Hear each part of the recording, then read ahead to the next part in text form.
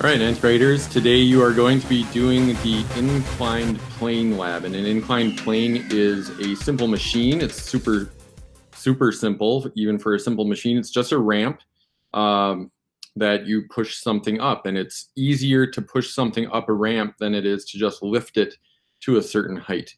And so today you're going to take a look at doing a lab with an inclined plane, albeit a simulation on the computer. So once you have this document opened, which you open from Classroom, you're going to click on this link right here, the inclined plane simulation.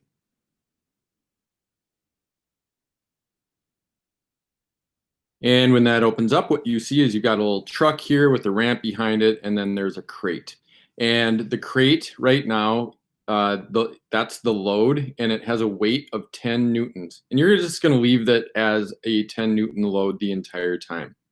Down here, we have friction. In the real world, this ramp is going to have friction on it, and so that's going to fight against some of the force that we put in to push this up the ramp.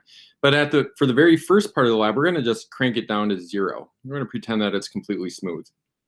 And then you're going to use 3 different ramp lengths. We're going to use 1 meter, 1.5 meters, and 2 meters. So you'll start with your ramp length here.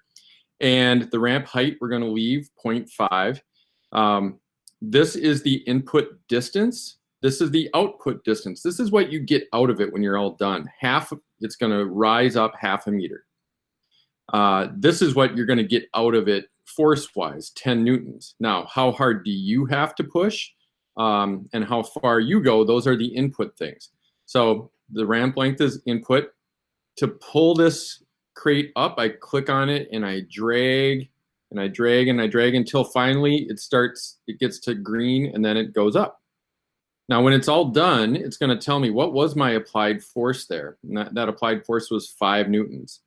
And so then you're going to record the applied force that you put in on that lab. So down here on the data table, we've already got the height, the distance output.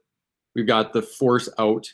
We've got the length, that was 1 meter. And then here the pulling force is what we would put in. And then the mechanical advantage is the last thing you do. And that is you're going to calculate that. And you can see right here in the data table, it says force out divided by force in. Here is the force out. Here's the force in. So this divided by this equals this. And then you'll do that for ramps of differing lengths and then answer these questions.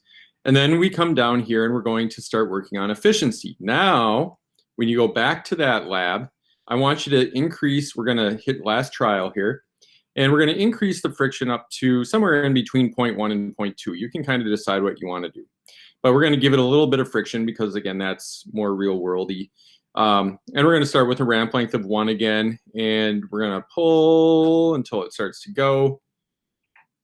And then it's going to give us our results again. All right, so this time, you're going to, again, record the force applied. And now you're going to calculate 3 different things. You're going to calculate the work output, which is your force out times your distance out.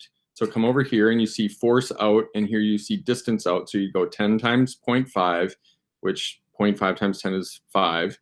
Right, and you're going to put that here. Then you're going to have your input force in times distance in. And that's the force in is what you did right here. The length of the ramp is the input distance. Multiply those 2 numbers together. That goes here. And then finally, you calculate efficiency. The work output divided by the work input. You can see I've got that written right there.